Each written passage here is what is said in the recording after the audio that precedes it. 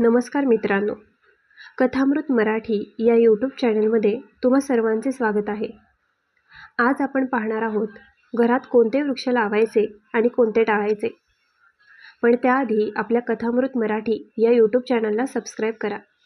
त्यामुळे असे माहितीपूर्ण व्हिडिओचे नोटिफिकेशन तुम्हाला मिळत राहील आणि तुम्ही एक पण व्हिडिओ मिस करणार नाहीत.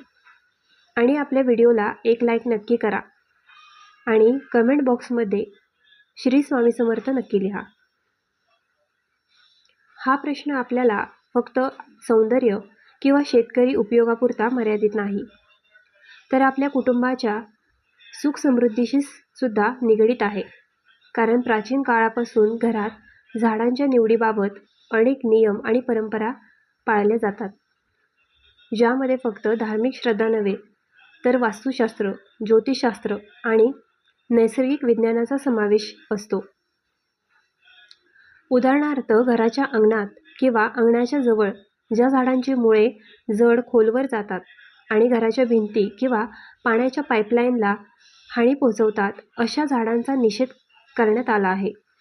कारण अशा झाडांमुळे फक्त घराची भौतिक रचना हानिकारक होत नाही, तर नकारात्मक ऊर्जा वाढते आणि कुटुंबियांमध्ये तणाव, रोग, नोकरीत अडथळे आणि नातेवाईकांमध्ये तंटा निर्माण होऊ शकतो. यामध्ये नीम, पिंपळ, आवळा, सफळ, सुभाषी, बटुकी, कडुनिंब, काही प्रजातींचे मोठमोठे फुलझाड जसे की चमेली किंवा गुलाबाचे अत्यंत जाड झुडूप हे झाड घराच्या आत किंवा घराजवळ अत्यंत सावधगिरीने लावायचे असतात. आणि काही झाडांना तर अगदी घराच्या अंगणात किंवा मुख्य दरवाजाच्या समोर लावणे टाळले जाते. विशेषतः मोठी मुळे असलेले झाड घराच्या मुख्य दरवाजाजवळ लावल्यास नकारात्मक परिणाम होऊ शकतात.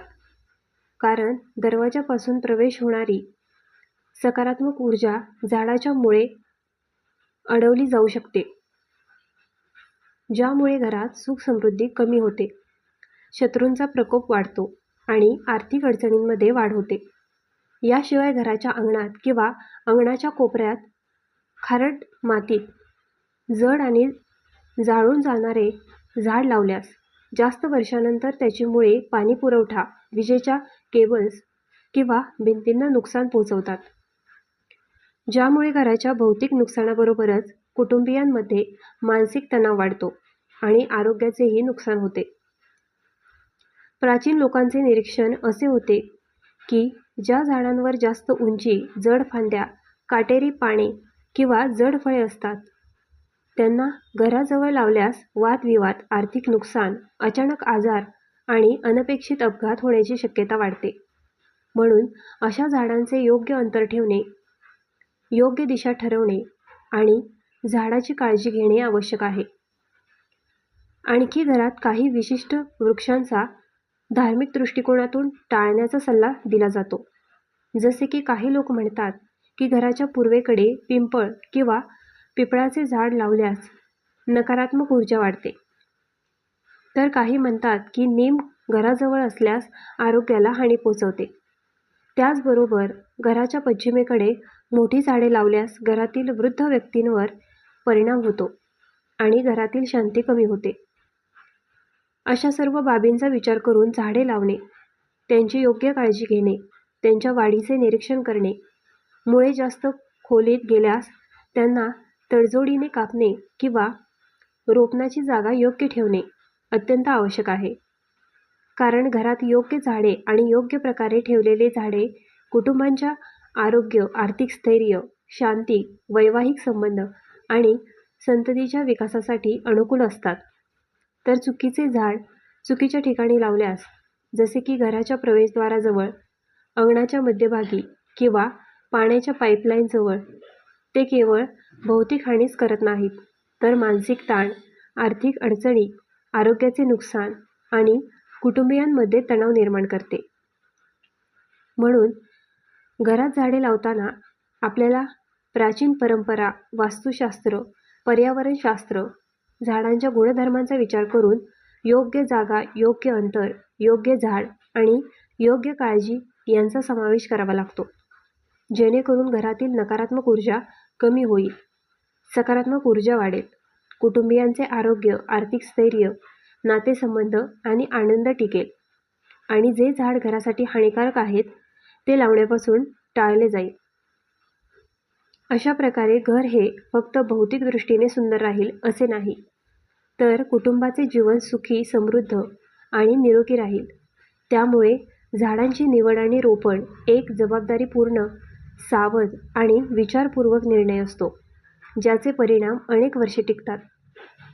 आणि जेव्हा आपण या नियमांचे पालन करतो, तेव्हा घरातील प्रत्येक सदस्याचा जीवनमान सुधारतो, आरोग्य चांगले राहते, आर्थिक अडचणी कमी होतात आणि कुटुंबातील नातेसंबंध अधिक मजबूत होतात.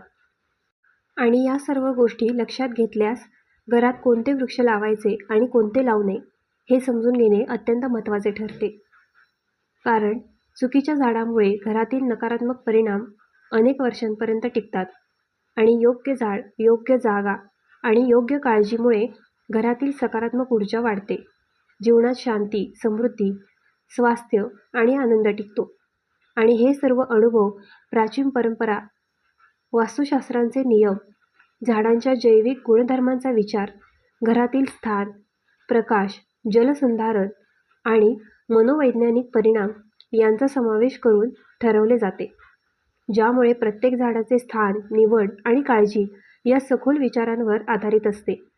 आणि जेव्हा आपण घरात झाडे योग्य प्रकारे लावतो, त्यांची निगराणी करतो, त्यांचे मुळे, फांद्या, पाने आणि फळ यांची योग्य काळजी घेतो, तेव्हा घरात नकारात्मक ऊर्जा कमी होते, सकारात्मक ऊर्जा वाढते, कुटुंबियांचे आरोग्य आणि आर्थिक स्थैर्य सुधारते.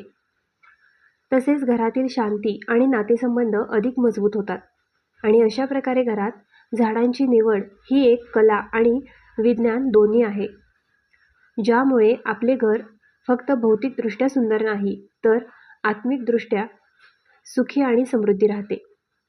याशिवाय घराजवळ कोणते झाड लावावे किंवा टाळावे याबाबत फक्त झाडांचा आकार किंवा मुळेच महत्त्वाचे नाहीत, तर त्यांचे ऊर्जा प्रवाह, वातावरणीय परिणाम आणि ऋतुसंधीतील बदल यांचा सुद्धा विचार करणे आवश्यक आहे. कारण काही झाडे फक्त उन्हाळ्यात फळे देतात, तर काही झाडे वर्षभर हिरवीगार राहतात. त्यांचे पान पडणे, फुलणे किंवा जड फळे पडणे घरातील वातावरणावर थेट परिणाम करते. उदाहरणार्थ, काही लोक म्हणतात की घराच्या पूर्वेकडे खजूर, कडुनिंब किंवा नीम लावल्यास आरोग्य आणि वैवाहिक शांतीवर परिणाम होतो, तर काही झाडे घराच्या पश्चिमेकडे लावल्यास वृद्ध व्यक्तींवर परिणाम होतो. आणि जर झाडाची मुळे खोलवर जातात, तर पाण्याचे शौचालय, भांड्यांचे पाईप किंवा विजेचे केबल यांच्यावर हानी पोहोचते, ज्यामुळे घरात आर्थिक आणि मानसिक ताण वाढतो. याशिवाय घरात झाडे लावताना त्यांची प्राकृतिक सावली, पानांचा घनता आणि फुलांच्या सुवासाचा परिणाम देखील विचारात घेतला जातो. कारण काही झाडांची घन सावली घराच्या खोलीत अंधार निर्माण करते आणि नकारात्मक ऊर्जा वाढवते, तर काही झाडांच्या फुलांचा अत्यंत गोड सुवास काही लोकांना त्रास देतो किंवा उलट आनंद आणि ऊर्जा देतो. त्याचप्रमाणे घराजवळ मोठी झाडे लावताना त्यांच्या फांद्या घराच्या छतावर किंवा पडद्यांवर येऊ नयेत, मुळे पाईपलाईन किंवा भिंतींना नुकसान करू नयेत आणि फळे, शेंगा किंवा पाने घरात घुसून साफसफाईस त्रास देऊ नयेत. कारण अशा गोष्टी घरातील शांती, स्वच्छता आणि आरोग्यावर नकारात्मक प्रभाव टाकतात. प्राचीन परंपरेत असे सांगितले आहे की घराच्या मुख्य दरवाजाजवळ जड फांद्या असलेले झाड किंवा काटेरी झाड लावल्यास नकारात्मक घटना घडतात, जसे की आर्थिक हानी, अपघात, घरातील वाद किंवा व्यक्तींमध्ये मतभेद. याशिवाय काही झाडे जसे की पिंपळ, नीम किंवा आवळा घराच्या अंगणात लावल्यास त्यांची ऊर्जा घराच्या सकारात्मक ऊर्जा प्रवाहाला अडथळा आणते आणि कुटुंबियांच्या आरोग्य, नोकरी किंवा शिक्षणावर नकारात्मक परिणाम होतो. म्हणून घरात झाडे लावताना झाडांची उंची, मुळे, पानांची घनता, फुले आणि फळे यांचा सखोल विचार करणे, झाडांची दिशा, ऋतुसंधी आणि घरातील वास्तुस्थिती यांचा विचार करणे अत्यंत महत्त्वाचे ठरते. तसेच झाडांची निगराणी, मुळे किंवा फांद्या आवश्यकतेनुसार कापणे, झाडाची नियमित छाटणी करणे आणि योग्य पाणी देणे आवश्यक असते, जेणेकरून झाडे घरासाठी लाभदायी राहतील आणि कुटुंबाच्या शांती, आर्थिक स्थैर्य आणि आरोग्यावर नकारात्मक परिणाम होणार नाही.